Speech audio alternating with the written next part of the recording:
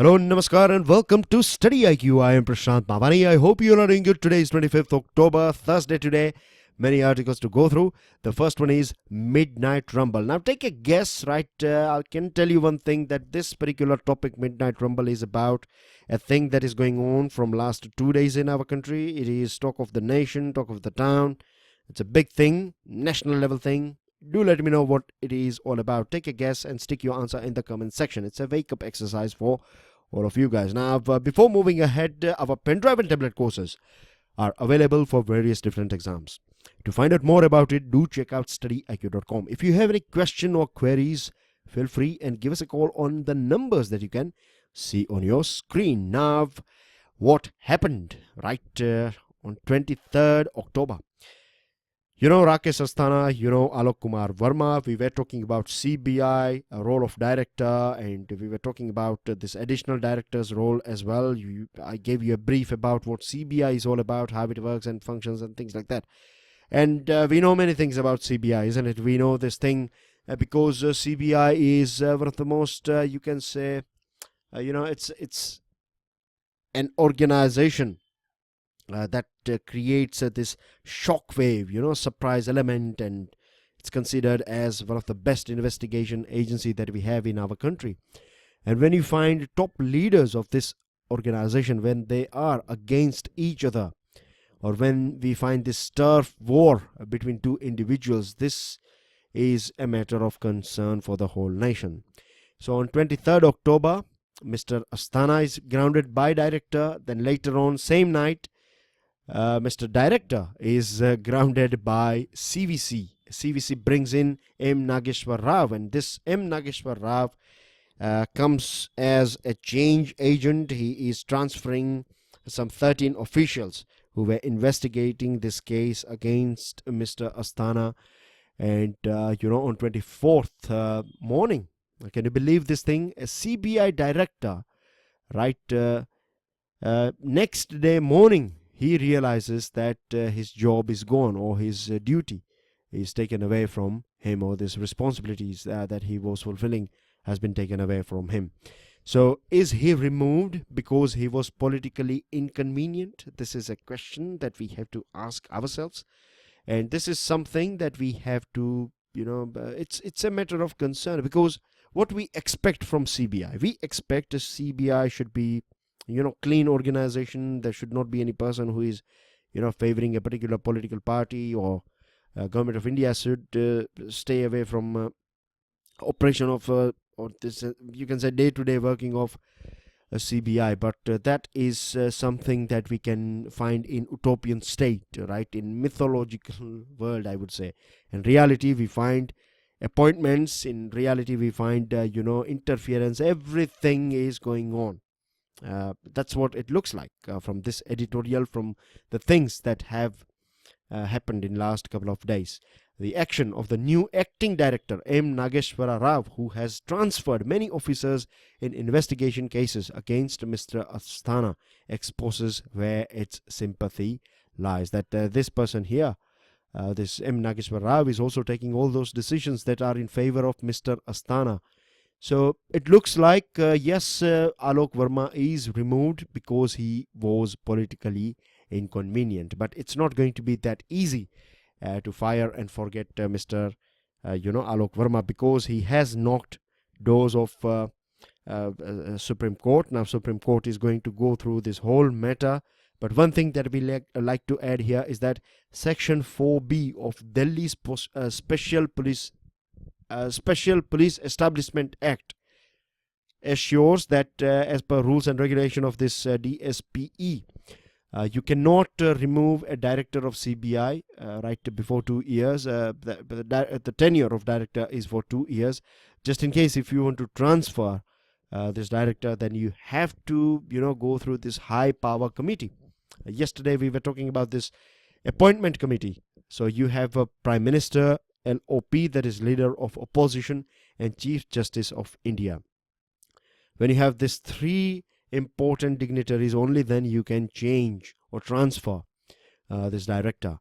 But here we can find that this thing was not followed by the central government, and Mr. Verma has basically challenged this legality of his dismissal, as well as he has hinted about interference. So there are this interference thing, is a big thing that is coming from Mr. Verma. We can expect that practically speaking, we are going to interact. If you are a CBI director, then you are going to meet Prime Minister, you are going to meet some important people, ministers and other powerful people at some point of time, and they are going to express their wishes and things like that. But you have to act independently, isn't it? And the problem is, when you act independently, then there are chances that you may face this sort of situation. It's fine.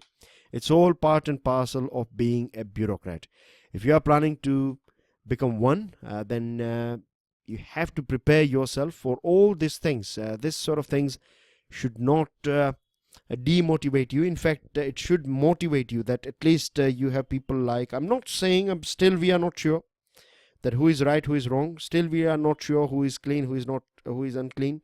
But I can tell you, like, let's take hypothetical example. You have this person who is whistleblower within organization, like D. Rupa Rao, right? A real life cop. D. Rupa Rao, she exposed Shashikala, and she was not supported by her superior officer. And in fact, her superior officers were involved in this nexus. But then as well, because of her courage, she is what she is, and this thing will stay with her forever, right? Right? That's how.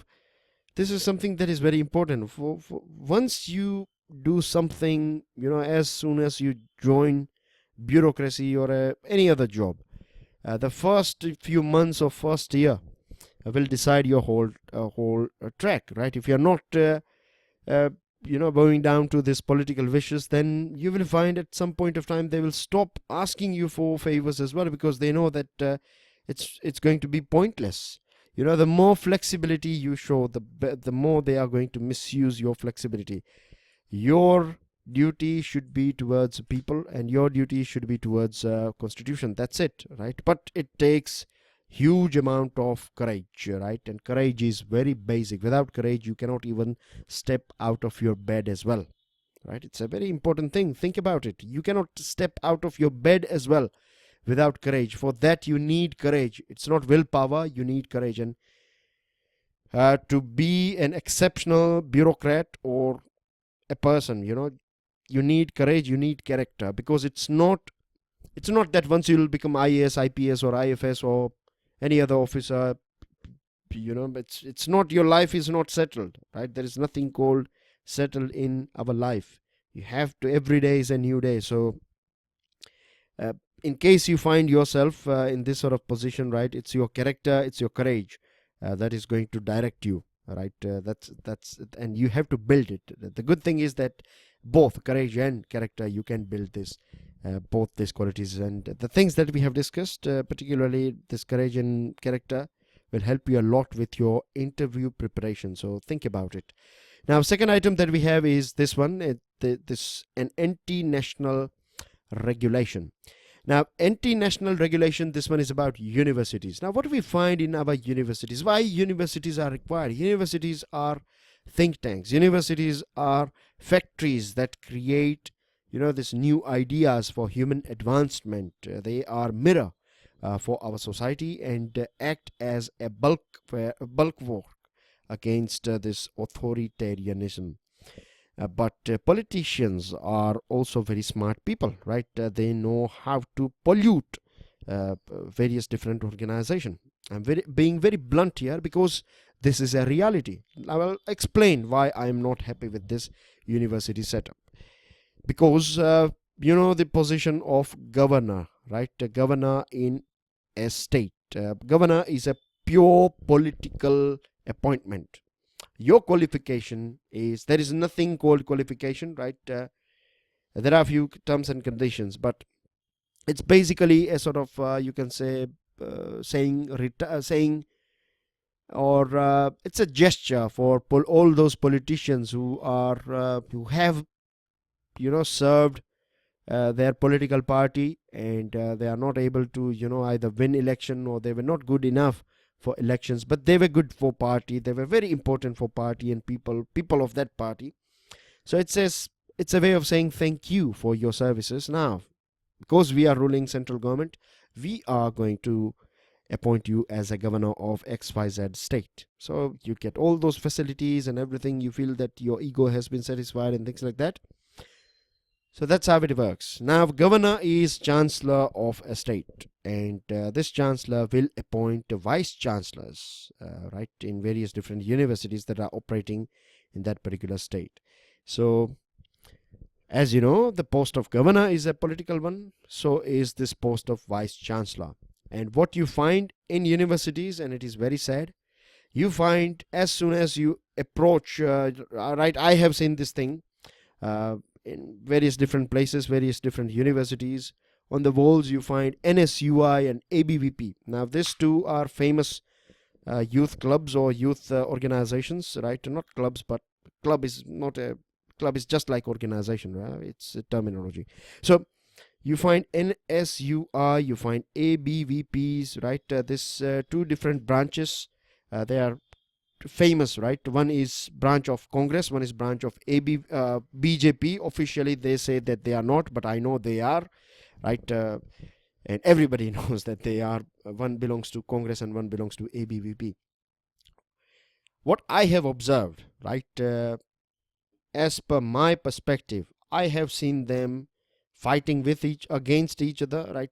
They are most of the time creating issues out of nothing, right? I have seen like ABVP and NSUI people are, doing protest because one of their member or their gang leader was not able to find a place, an empty place in library, an empty chair, in fact, in library, because at that point of time, library was overbooked. So they started doing protests and things. So anyways, so what I'm trying to say here is that politicization of universities and colleges is one of the worst thing that you can do with education institutions, because rather than allowing free ideas and new ideas and discussions and other things, you are coming into campus and you are asking people or dictating people what to wear, what not to wear, where to stand and where not to stand, and things like that. So this is something that is anti-university. Now, Government of India has decided to include all those public funded universities and people working, particularly professors who are working under this public funded universities. They should be subjected to Central Civil Services Conduct. So what will happen after this introduction? Of course, their package will go up. So this is a thing that will keep some of the professors happy, or I would say most of them will be more than happy with this decision. But as far as our nation is concerned, as far as those professors, those think tanks are concerned, right, it's basically caging them, because once you are part of this central civil service conduct, right, you cannot write, you cannot criticize government, and you cannot make all those statements that are against government. So basically it's about curbing your freedom, right, and it's also about silencing our academicians, and this is something that is very, very bad for the development, for the growth of our society. Because if we go back in history, we find so many examples, like Albert Einstein. He left Germany for USA because when he was in Germany at that point of time, people were just saying good things. Professors were saying good things about Hitler, and Albert Einstein was not happy about this thing at all. So he left Germany. So Germany lost Albert Einstein because of this sort of things, right? Because of this sort of negativity, because of this sort of lack of free or autonomous atmosphere. Autonomy is very important. We have seen this thing many a times. We have this University Grants Commission. The main job of UGC was to provide grants, but then it started providing advices and interference and other things. And this is one of the main reasons why our higher education institutions are not at this top global charts. We find MIT, Massachusetts Institute of Technology, is number one as per this QS 2019 World Universities list or ranking. In Times Higher Education, THE, Oxford was number 1. And if you see here, if you go to this universities, like, let me give you example of this Oxford that we find in today's article. There was a time when Margaret Thatcher, she was Prime Minister of UK, and she talked about curbing this freedom of university, right? And she was alumni of this Oxford University. Now, it's been there has, it's a sort of tradition that if you are pass out from Oxford and if you are PM, then you'll be given a sort of degree. But Oxford University decided that they will not give this degree to Margaret, and at that point of time Margaret was Prime Minister. Can you imagine any university in our country that is courageous enough or that is free enough that will go against Prime Minister Modi, or as a matter of fact any other Prime Minister, right? That is something that is not possible. And the reason is, right, it is possible, but at present or in the past we haven't seen this sort of things, because politicization is there, right? How can one go against one's master or the main man or the most powerful person? Because somewhere down the line they feel that this is going to be detrimental for their career. So this is a very bad thing, right? And here it's a matter of pride for Oxford and MIT and other and the people working here, right? That they are working in a free world. They are given full freedom, and this freedom is not something that has been just bestowed on them, right? It is something that they have maintained, and they have cherished this freedom. They have protected this freedom together. Back 50 years ago, our country, right, we find Jagdish and Bhagwati and Padma Desai expressed an anti-establishment view against Indira Gandhi ji, and their views were never taken into consideration. It was only back in 1991 when this liberalization was introduced, then the world came to know about this Bhagwati Desai moment, that they were the ones who were talking about this liberalization, privatization, globalization. They have been arguing about this thing for a very long period of time, and this was the main thing on which they were protesting, or they were not happy with Indira Gandhi. So yes, one thing is that Indira Gandhi never reacted negatively, and I'm not saying that Prime Minister Modi will react negatively, right? I'm not for BJP, not for Congress here, being very neutral, like always, right? But still, I do know this thing, that you will hardly find a person, if a person will talk about this thing against our Prime Minister, a professor, then he or she may face a little bit of issues. Now we have this article, The Prince and the Kingdom, and this one is about this Mohammed bin Salman MBS and the way he has been executing things in Middle East. So if you go through this article, right, it's an easy read article. You won't find anything that is new here because we have already talked about so many things earlier on as well. So I'm leaving this article for you guys. Go through it. I have gone through it, and based on that I'm telling you this thing, that it's going to be an easy read. And now we have this a city terrorized out of character, not important article. This one again not important, but this one is a very important article. It's about, did Jinnah want Pakistan? Was he really asking for a free independent country, Pakistan? If you go through The Sole Spokesman by Aisha Jalal, writer of this book, she says that no, this Pakistan, what he was, Muhammad Ali Jinnah wanted to just use this thing as a tokenism. It was a sort of bargaining counter for Muhammad Ali Jinnah. He was trying to, scare Gandhiji and this Jawaharlal Nehru and Vallabhbhai Patel and other leaders, that if you don't give me what I want, then I need another country. I don't want any negotiations and things like that. So it was like a sort of a bargaining counter. If we go through another book called Creating a New Medina of 2015, Venkat of 2015 means this book was released in 2015. Creating a New Medina, or New Medina here refers to this Pakistan. So written by Venkat, and here Venkat is saying that no, he actually meant it. He was really looking for an independent Pakistan. That's what Venkat is talking in his book. But if we go through both these books as per this article, we find that both of them are right as well as both of them are a bit wrong. Because when I say right, or when we say bit wrong, here the main you can say main agenda of this Muhammad Ali Jinnah was to create pressure, no doubt. Now he was not that famous when he started his work, So what he did was he started his whole political campaign, or his whole tricks by wooing this Muslim minorities, right? People, or Muslim people who were in minority in various different parts of our country, because this is a thing that we have to accept. If you are minority any place in the world, right? If you are minority in England, or if you are minority in West Indies, based on your religion, based on your color, based on your race, right? We can have all different identities. So if you are a minority, then you will have to face a little bit of issues, right? You always, or most of the time, you have to go with the flow of majority. This happens in India, this happens in America, this happens everywhere. This is as clear as day and night.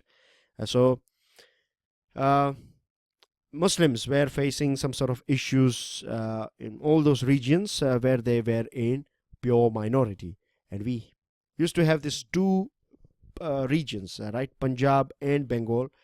These two were Muslim majority regions. So this is one of the reasons why you find that partition took place, and we found that Punjab was divided into Punjabi Pakistan and Punjabi India. And then we have this Bengal region, Bangladesh and West Bengal. So this was because of Muslims were in majority in this region. Now, Muhammad Ali Jinnah, he was using this as a token. Yes, this is right. And he was basically asking for more power. But for that, he was not that famous in this majority region. So he started working in this minority region. And then people in majority region started taking a notice of Muhammad Ali Jinnah. I hope you are with me when I'm explaining this thing to you guys. I'm trying my level best to make it as easy as possible for you to understand, because this is a very important topic, the one that we are discussing.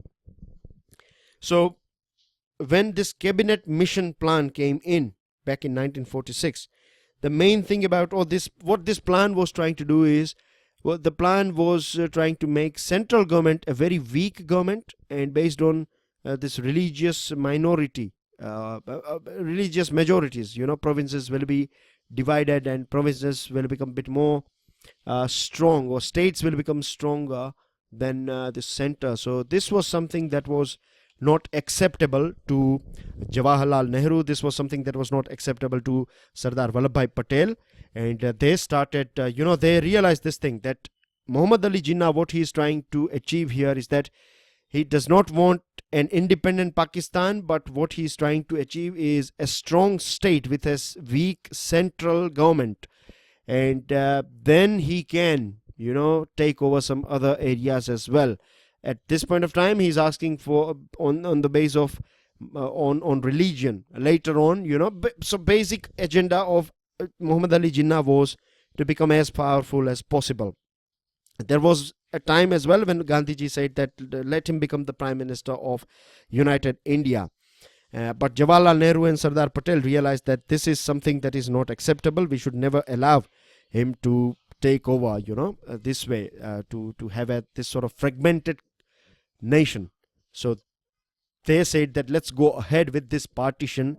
And then we went ahead with this partition of our country. And Muhammad Ali Jinnah, his whole game or his whole plan, was it was down, failed basically. Right, so that's everything as far as articles are concerned. Now let's go ahead with our news items. Center sets up a GOM on sexual harassment. A panel was proposed by Menka Gandhiji. This one is junked. And now we are going to have a panel that will be headed by Home Minister.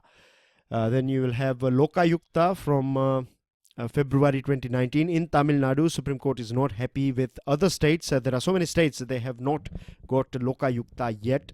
Government to set up a skill development center. This has been decided by cabinet.